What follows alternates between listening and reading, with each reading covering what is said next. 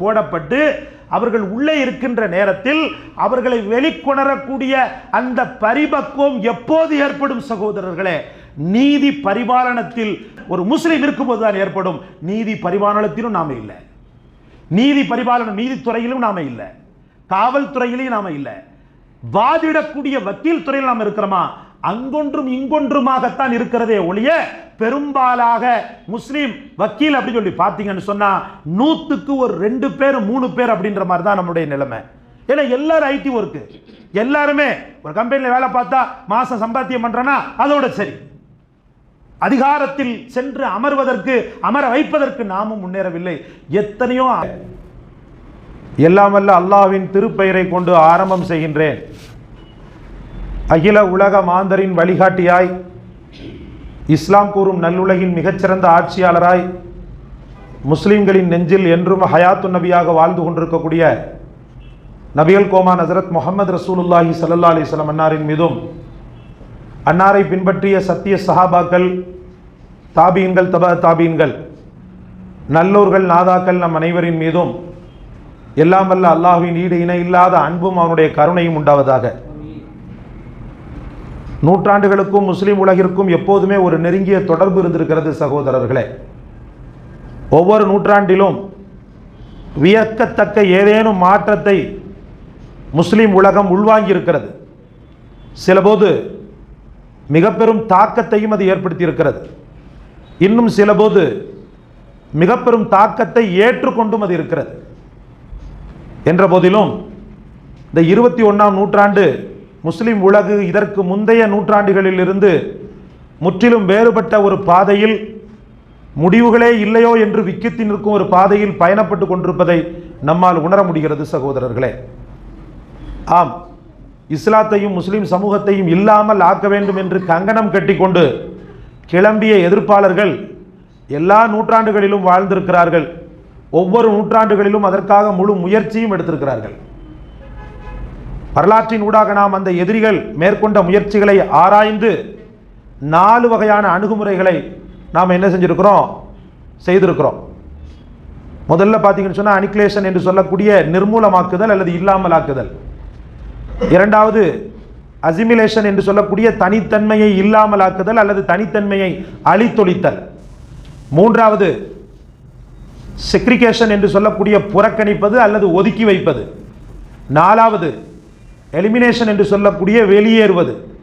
கடந்த 20 நூற்றாண்டுகளில் இஸ்லாமும் முஸ்லிம் உலகும் இவ்வாறான எதிர்ப்புகளைத்தான் ஒவ்வொரு எதிரிகளாலும் தனித்தனியாக காலகட்டங்களில் சந்தித்து வந்தன. ஆனால் இந்த 21ஆம் நூற்றாண்டில் எதிரிகளால் முடியாத அளவுக்கு அல்லாஹ் ரப்புல் ஆலமீன் பெரும் வெற்றியை முஸ்லிம்களுக்கு தந்தான். அந்த வெற்றியில ஒரு துளியாக நிறைய கல்வியாளர்களை இந்த 21ஆம் நூற்றாண்டு பெற்றிருக்கிறது சகோதரர்களே. கடந்த காலத்தை விட தற்போதைய 21வது நூற்றாண்டு தான் உலக முற்றத்தில் முஸ்லிம்களை கண்ணியமானவர்களாக அறிமுகப்படுத்தி கொண்டிருக்கிறது, அடையாளப்படுத்தி உள்ளது.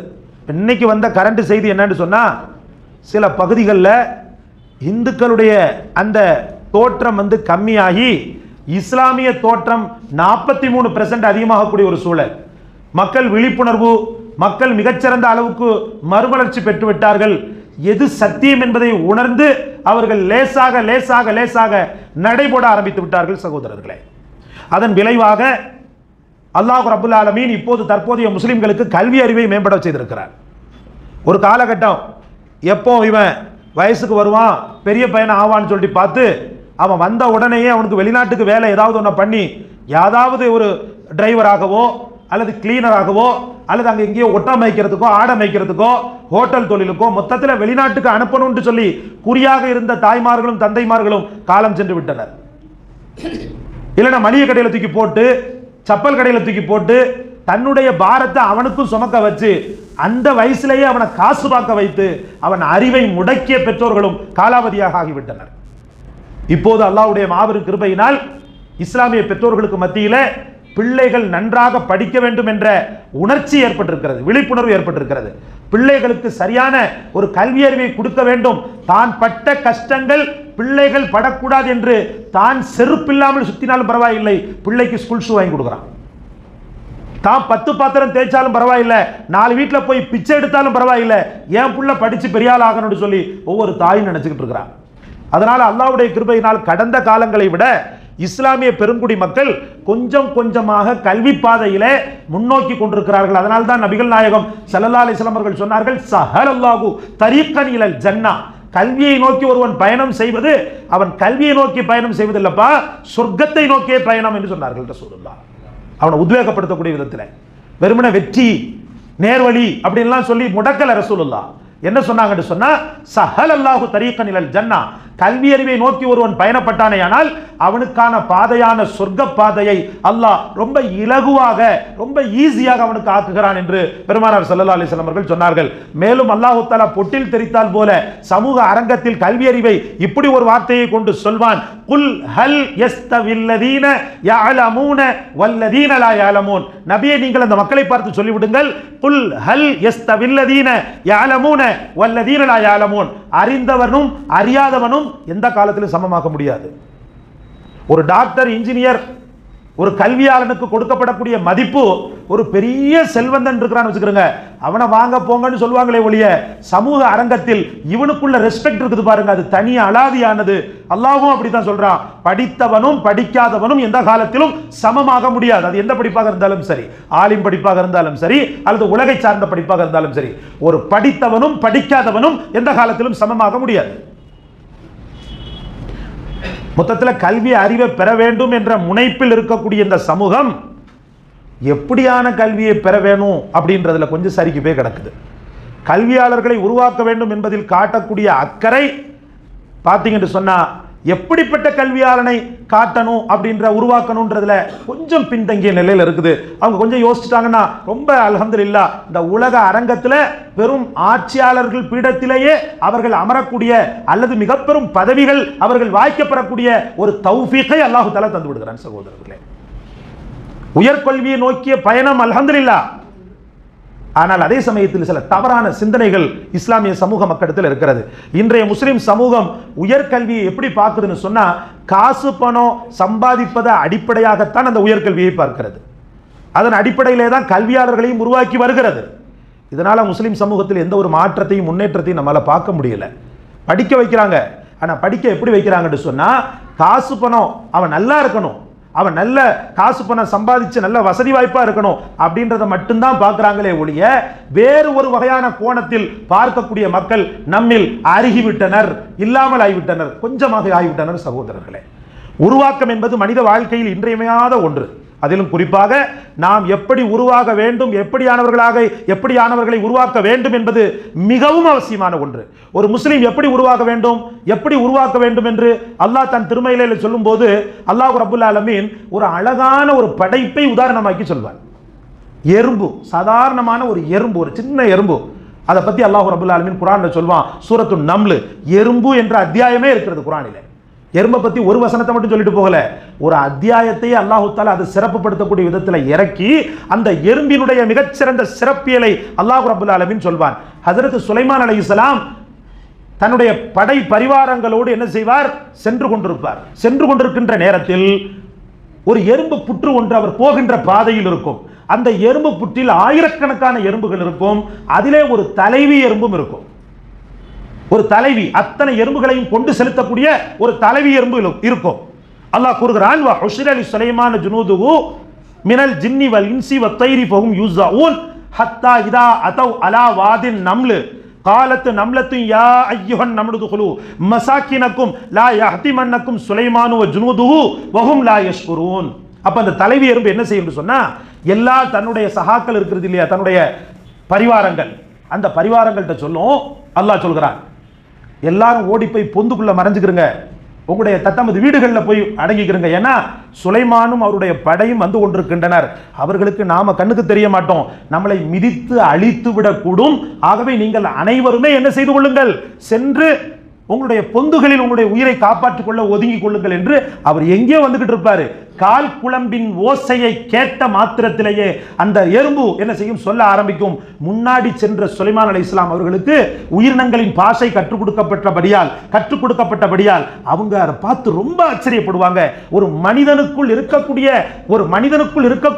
ஒரு அரவணைப்பும் அடைக்கலமும் ஒரு சிறு உயிருக்கு இருக்கிறது. இன்னும் சொல்ல போனால் மனிதனுக்கே சில நேரத்தில் இல்லாத, மனிதனே கவனக்குறைவாக இருக்கக்கூடிய, தன் சமூகத்தை பற்றி கவனக்குறைவாக இருக்கக்கூடிய ஒரு அக்கறையும் ஒரு அலாதி சமூகத்தின் பிரியமும் ஒரு சின்னஞ்சிறிய உயிருக்கு இருப்பதை கண்ட ஹஜ்ரத் சுலைமான் அலைஹிஸ்ஸலாத்து வஸ்ஸலாம் புன்முறுவல் பூத்தவராக, எறும்பின் ஆற்றலை கண்டு வியத்தவராக அல்லாஹ்வை புகழ்வதை அல்லாஹ் ரப்பல் ஆலமீன் பதிவு செய்திருக்கிறார். இந்த இடத்துல ஒரு கல்வியாளன் எப்படி உருவாகணும்ன்றதுக்கு ஒரு அழகான ஒரு சாம்பிளை ரப்பல் ஆலமீன் ஒரு சின்னஞ்சிறிய உயிரை வச்சு அல்லாஹ் தஆலா படிக்க வைக்கிறான். இப்ப மற்ற கல்விகள், பணம் பார்க்கக்கூடிய கல்விகள்லாம் செல்ஃப் யூஸ், சுயநல போக்கை கொண்டது. அவன் நல்லா இருப்பான், அவன் பொண்டாட்டி பிள்ளைங்க நல்லா இருக்கும், அவன் சம்பந்தப்பட்டவங்க நல்லா இருப்பாங்க, வீடு வாசல் சொத்து சுகங்கள் அப்படின்னு சொல்லி அவனோட மட்டிட்டு போகும். ஆனால் ஒரு சமூகத்திற்காக அவன் கல்வி அப்படின்னு வருமானு சொன்னா அது கேள்விக்குறிதான் சகோதரர்களே. ஏன்னா சமூகத்திற்கான கல்வி அப்படின்றது நிறைய இருக்கிறது. மக்கள் இப்போது நிம்மதியற்று வாழ்ந்து கொண்டிருக்கின்றனர். கொலை, கொள்ளை, கற்பழிப்பு அனந்தம் இந்த உலகத்தில் நடந்து கொண்டிருக்கிறது. அப்ப இவர்களை அடக்குமுறை பண்ணுவது காவல்துறையால் மட்டும்தான் முடியும். அதிகாரத்தில் இருக்கக்கூடிய மக்களால் மட்டும்தான் இந்த அடக்குமுறைகளையும் அநியாயங்களையும் தட்டி கேட்க முடியும். ஒரு பொது ஜனத்தால் தட்டி கேட்கப்பட்டால் ஒரு கேமராவை தூக்கிட்டு வருவான், ஒரு மொபைலை தூக்கிட்டு வந்து போட்டோ எடுத்து போடுவான், அவ்வளவுதான். மற்றபடி அவன் யாரு, எவரு, எந்த ஊர்ல இருக்கிறான்னு கூட தெரியாது. கொஞ்சம் பிரபலியமானவனா இருந்தா, சினிமா துறையை சார்ந்தவனா இருந்தாலோ, அரசியல் துறையை சார்ந்தவனாக இருந்தாலோ, ஒரு பிளாஷ் நியூஸ்ல ஒரு 10 நிமிஷம் வந்துட்டு போயிடுவான், அவ்வளவுதான், முடிஞ்சு போச்சு. ஆனால் அதே பதவியில் அமர்ந்திருந்தால் அந்த எறும்பில் இருக்கக்கூடிய சமூக அக்கறை, அந்த எறும்பில் இருக்கக்கூடிய சமூகத்தை காக்க வேண்டும் என்ற அக்கறை நிச்சயமாக அவனுக்கு பிறக்கும். ஏன் அவன் காவல்துறை படிப்பை எடுக்கக்கூடாது? இன்னைக்கு பாத்தீங்கன்னு சொன்னா குறிப்பிட்ட மக்கள் தான் அந்த காவல்துறை படிப்பு எடுக்கிறாங்க. பெரும்பாலும் நம்ம ஆட்கள் படிக்க வைக்கிறது ஃபுல்லா ஐடி ஒர்க் தான். நான் ஐடி ஒர்க் வேண்டாம்னு சொல்ல வரல, ஐடி ஒர்க்கை படிக்க வைங்க, சம்பாத்தியம் பண்றதுல தப்பில்லை. ஆனா அந்த சம்பாத்தியம் சமூகத்திற்கு பயன் தரக்கூடியதாக அமைந்தால் அந்த எறும்பை பெருமைப்படுத்தக்கூடிய இறைவன் ஏன் உங்கள் பிள்ளையை அல்லாஹ் பெருமைப்படுத்த மாட்டான்? ஒரு சமூக அக்கறை கொண்ட ஒரு சின்னஞ்சிறிய உயிரை அதுக்காக ஒரு பெரிய சூறாவையே இறக்கி அதற்கு பெயரையே வைத்து, நம்மள் என்ற பெயரையே வைத்து பெருமை பாராட்டி பேசக்கூடிய இறைவன் ஒரு சமூக அக்கறையோடு உங்கள் பிள்ளை உருவாகும் போது ஒரு காவல்துறையிலே அவன் உருவாகிறார். காவல்துறையில் பார்த்தீங்கன்னு சொன்னா வெறும் 6% தான் நம்ம இருக்கிறோமா எழுதுறாங்க சர்வேல. முன்பின் இருக்கலாம், தோராயமா அவங்க எழுதி வைக்கிறாங்க. வெறும் 6% முஸ்லிம்கள். அப்ப மற்றவர்கள் எங்கே சகோதரர்களே? நாம் நசுக்கப்படுவதனுடைய பின்னணியை நீங்கள் உணர்கிறீர்களா? நாம் நசுக்கப்பட்டு கொண்டிருக்கிறோம் அப்படின்ற அந்த பயங்கரத்தை நாம் உணர முடிகிறதா? நாம் நம்முடைய குழந்தை வரைக்கும் பார்த்து பார்த்து பார்த்து எல்லோருமே இதே கருத்தில் வைத்து நாம் நம்முடைய பயணத்தை அமைத்துக் கொண்டோமே. ஆனால் இந்த சமூகத்தை காக்கும் அக்கறை யாருக்கு? இன்றைக்கும் சகோதரர்களே பொய் கேஸ் போடப்பட்டு வாடி வதங்கக்கூடிய நம்முடைய சிறைவாசிகள், சிறைச்சாலையில் வாடி வதங்கக்கூடிய, ஏன் இன்னும் சொல்ல போனா வாலிப வயதுல மௌத்தா போற வரைக்கும் அங்க கடந்து சடலமா வெளியே வந்த மக்களை நம்ம பார்த்தோமா இல்லையா? அப்ப பொய் கேஸ், அவதூறு வழக்கு போடப்பட்டு அவர்கள் உள்ளே இருக்கின்ற நேரத்தில் அவர்களை வெளிக்கொணரக்கூடிய அந்த பரிபக்குவம் எப்போது ஏற்படும் சகோதரர்களே?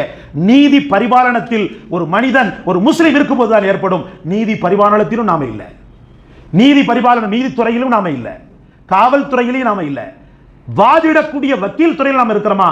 அங்கொன்றும் இங்கொன்றுமாகத்தான் இருக்கிறதே ஒழிய பெரும்பாலாக முஸ்லீம் வக்கீல் அப்படி சொல்லி பார்த்தீங்கன்னு சொன்னா 100க்கு ஒரு 2 பேர் 3 பேர் அப்படின்ற மாதிரி தான் நம்முடைய நிலைமை. ஏன்னா எல்லாரும் ஐடி ஒர்க், எல்லாருமே ஒரு கம்பெனியில் வேலை பார்த்தா மாசம் சம்பாத்தியம் பண்றனா அதோட சரி. அதிகாரத்தில் சென்று அமர வைப்பதற்கு நாமும் முன்னேறவில்லை. எத்தனையோ அரசு இடங்கள் காலியாக இருக்கிறது சகோதரர்களே.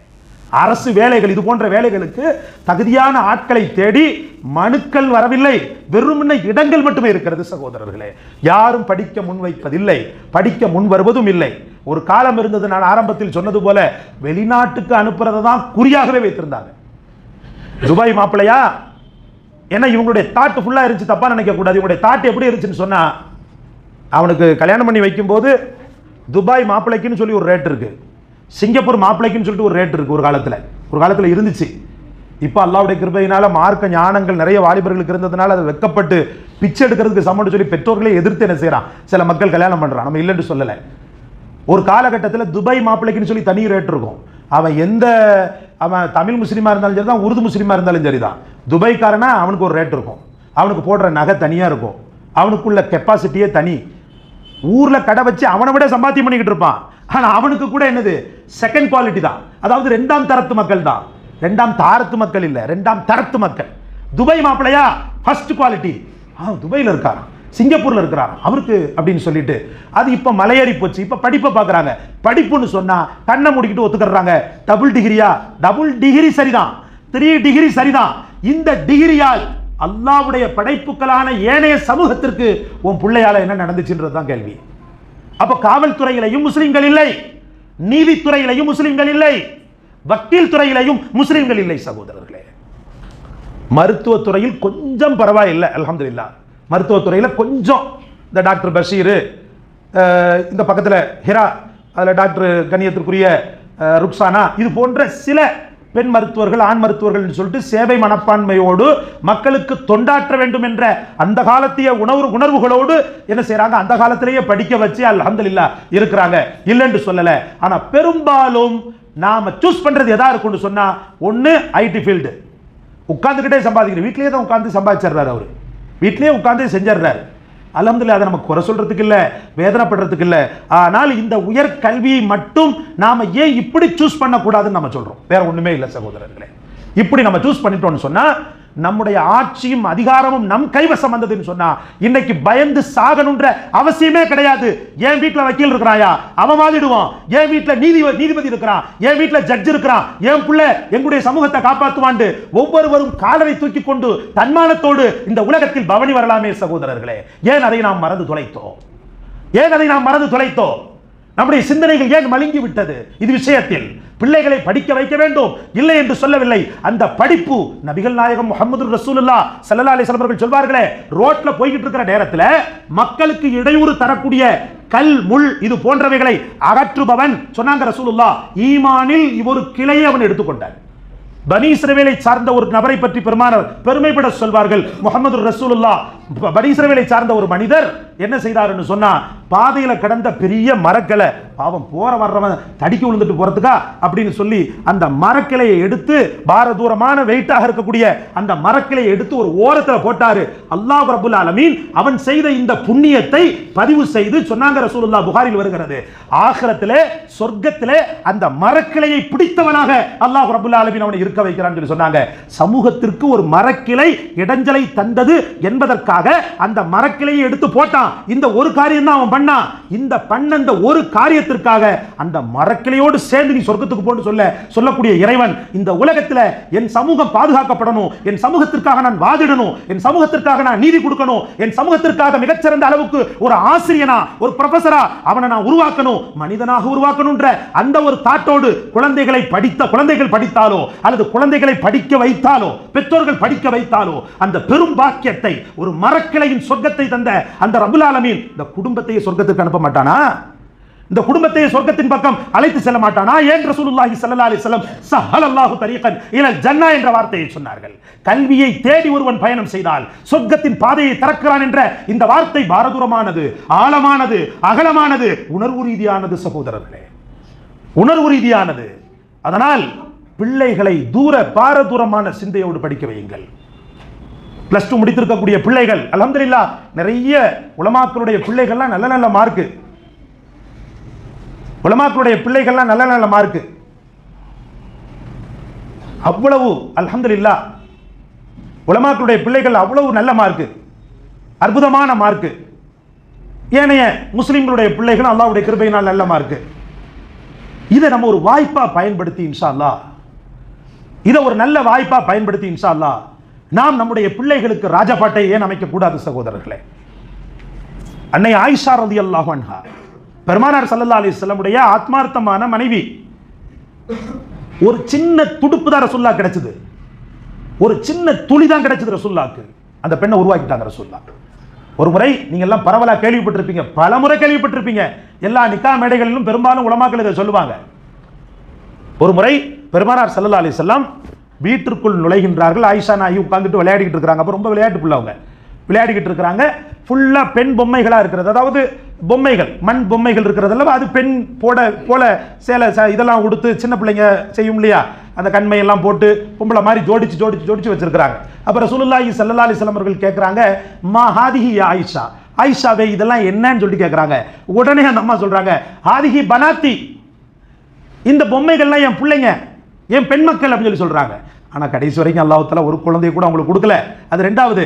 அந்த பொம்மைகளை அந்த குழந்தை வயசுல சொல்றாங்க, ஹாதிஹி பனாத்தி, இது எல்லாம் என் பெண் மக்கள் என்று சொல்கிறார்கள்.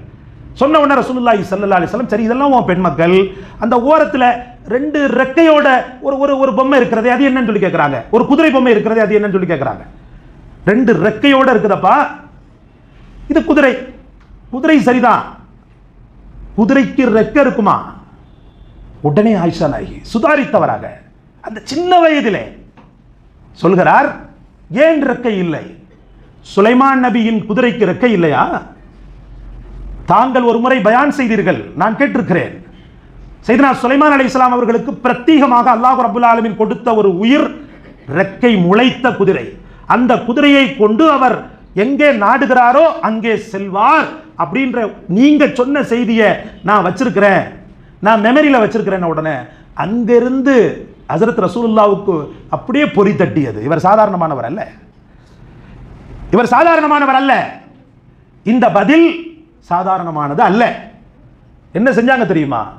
அதற்குண்டான முஸ்தீபுகள் அனைத்தையும் கொடுத்தார்கள். அவர் வழிவகையை திறந்து விட்டார்கள், கல்வியின் வாசலை திறந்து வைத்தார்கள். 18 வயசுல விதவை, 18 வயசுல விதவை, நம்ம 18 வயசுல தான் கல்யாணம் பண்ணியே கொடுப்போம். அங்கிருந்து பிறந்த கல்வி உலக அரங்கத்தில் எத்தனை உலமாக்களை உருவாக்கிச்சு. ரயீசுல் முஃபஸ்ஸிர் ஹஜ்ரத் அப்துல்லாஹ் இப்னு அப்பாஸ் ரலியல்லாஹு சொல்வாங்க, குர்ஆன்லயோ அல்லது ஹதீஸ்லயோ மார்க்க சட்டத்திலேயோ ஒரு பிரச்சனை வந்துச்சுன்னு சொன்னா அந்த பிரச்சனையில நாங்க என்ன செய்வோம்னு சொன்னா ஹஜ்ரத் ஆயிஷா ரலியல்லாஹுடைய கருத்தை கேட்போம். அந்த கருத்து எங்களுக்கு மாற்றமாக இருந்தாலும், அவர் சொல்கிறார், எங்களுக்கு மாற்றமாக இருந்தாலும் நாங்கள் என்ன செய்வோம்? அன்னை அவர்களின் சொல்லைத்தான் நாங்கள் ஆமோதிப்போம். ஏன்னா அவங்க சாதாரணமானவங்க கிடையாது. ரசூல் என்ற மிகப்பெரும் பாடத்தை அப்படியே உள்வாங்கி பயின்றவர். அதனால் அவர் என்ன சொன்னாலும் எங்களுக்கு எதிர்ப்பு சொல்ல வாய் வராது, எதிர்ப்பு சொல்ல மனம் வராது. அவர்கள் சொன்னதுதான் வேதம் என்று, அவர்கள் சொன்னதுதான் சட்டம் என்று நாங்கள் என்ன செய்வோம்? அதை ரிலீஸ் பண்ணுவோம். அந்த ஒரு அடிப்படையில் உலகத்தின் மிகச்சிறந்த காரிகள், குர்ஆன் ஆய்வாளர்கள், குர்ஆனிய வல்லுநர்கள் உங்களுக்கு சமர்ப்பணம் செய்தது குர்ஆனுடைய மொத்த ஆயத்தின் எண்ணிக்கை 6666. இதை கண்டுபிடிச்ச மேதவை யாருமே கிடையாது. இந்த 6666 என்ற குர்ஆனுடைய வசனங்களின் எண்ணிக்கையை கண்டுபிடித்தவர் வீட்டுக்குள் ஒரு இத்தாவின் கோலத்திலேயே வாழ்ந்த மிகச்சிறந்த கல்வியாளர் அன்னை ஆயிஷா ரலியல்லாஹு அன்ஹா. அவர்தான் கண்டுபிடித்தார். அன்பிற்குரிய அல்லாஹ்வின் பெருமக்களே, அதனால் உங்கள் குழந்தைகளுக்கான கல்வி எப்படிப்பட்டது என்பதை நீங்கள் உணர வேண்டும். அது மட்டுமல்ல, அப்பிள்ளைகளின் திறமையை சரியாக செப்பனிட வேண்டும். வெறும் சுயநல போக்கோடு அவன் கார் பங்களா வாங்குறத மட்டுமே நினைச்சுக்கிட்டு அவன் நல்லா இருக்கணும்ன்றதை மட்டுமே நினைச்சுக்கிட்டு நாம பயணம் பண்ணணும்னு சொன்னா உலகம் மட்டும் கிடைக்கும், ஆனால் ஆகிரத்தில் ஒன்றுமே இருக்காது. சகோதரர்களே, அந்த எறும்பை போல உருவாக்க வேண்டும். எப்படி தன் சமூகம் பாதிக்கப்பட்டு விடக்கூடாது என்பதை அக்கறையோடு அந்த ராணி எறும்பு தலைவி எறும்பு பரிசீலித்து தன் மக்களை காப்பாற்றியதோ, அதே போல தன் மக்களை, அழிக்கப்படக்கூடிய மக்களை, அநீதி இழைக்கப்படக்கூடிய மக்களை, நிர்மூலமாக்கப்படக்கூடிய மக்களை, துவம்சம் செய்யப்படக்கூடிய மக்களை, ஓரங்கட்டப்படக்கூடிய மக்களை, முஸ்லிம்கள் என்ற அந்த ஒற்றை காரணத்திற்காக சமூகத்தில் ஒதுக்கி வைக்கப்படக்கூடிய மக்களை உச்சாணியில் வைக்கக்கூடியவனாக உங்கள் பிள்ளை இன்ஷா அல்லாஹ் உருவாக வேண்டும். அல்லாஹ் அனைவருக்கும் தௌஃபீக் செய்வானாக. இன்ஷா அல்லாஹ் அந்த கல்வியின் ஒரு வகையாகத்தான் சம்மர் கிளாஸ் என்று சொல்லக்கூடிய இந்த கோடைகால பயிற்சி